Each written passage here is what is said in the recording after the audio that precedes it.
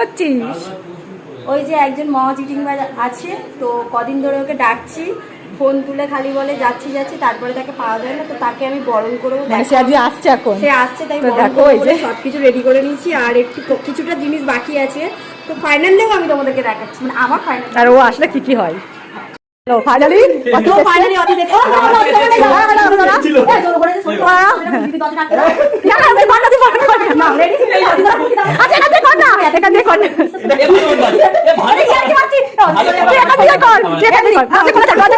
ওখানে দাঁড়াক নে কর। আমার মোমবাতি নিবে না। গাইস